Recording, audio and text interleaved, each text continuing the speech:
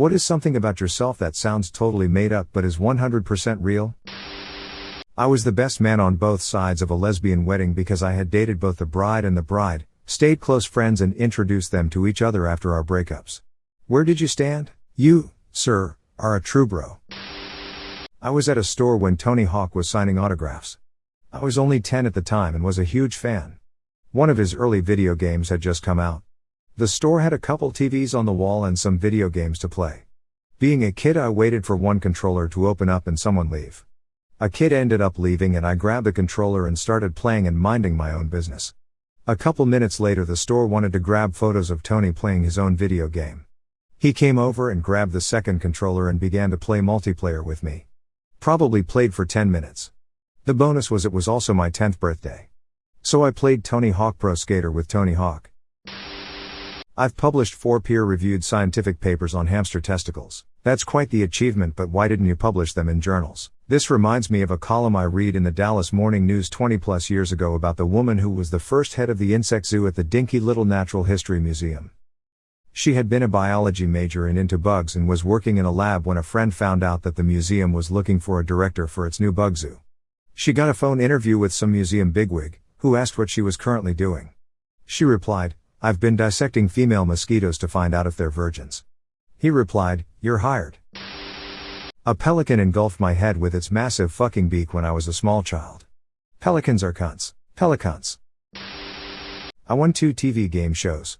The $10,000 Pyramid, won $10,300, in 1975, and Sale of the Century, was on the show for 9 days, won $34,000 in cash and prizes, in 85.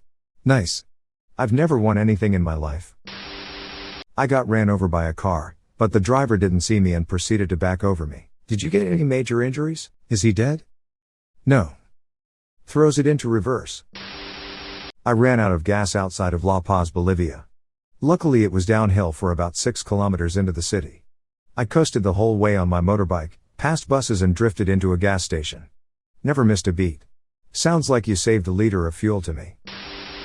At age 50 odd and with limited to no video game experience, my mother completed Mario 64 before I did, in about half the time it finally took me to do it. Get good, sweetie. My brother is 31, I'm 19, and when he was born his grandmother, we don't share the same father, bought him a NES.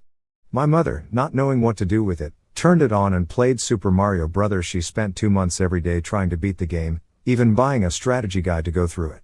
She beat the game and never touched a video game again. When I was a kid, I woke up to find my cat giving birth to her kittens on my pillow, 1 inch from my face. I took it as a compliment. It totally is. That's like the Cat Congressional Medal of Honor. That's so sweet, must mean she really trusted you. My cat went into labor at 4 o'clock in the morning when I was in high school. She had licked my leg until I woke up and followed her to her nest so that I could be there and comfort her while she had her 3 beautiful kittens. I've had a headache since August 2015 and I will probably have it for the rest of my life. It's only on half my head, so I got that going for me, which is nice. Me too. Also since August of 2015. That's when I had a craniotomy to remove half a brain tumor. I've had a constant headache, right eye blindness, no feeling, and minor paralysis on the right side of my head. But, if you touch the right side of my head just the right way, even though there is no feeling to the head, it tickles my butt. Like how it works. This made me ooh man out loud. I cannot imagine how you deal. I get headaches and migraines semi-frequently and sometimes to the point I feel like I am being tortured. Is there nothing they can do? How do you cope with a never-ending pain in your head? I genuinely hope you do not have this for the rest of your life. I am related to William Henry Harrison, the president who died from hypothermia because he wouldn't wear a jacket. My great-grandfather and his son both died from hypothermia as well, but under slightly different experiences. I have almost died from eating way too many vitamins, jumping into a ceiling fan, and jumping from a cliff. My dad almost lit a gas station on fire. Basically, we are a very dumb bloodline starting from William Henry Harrison. Someone get this man an agent. I was once sponsored by the Crunk Energy Drink Company for sailing. I imagine I was the only sailor on their list.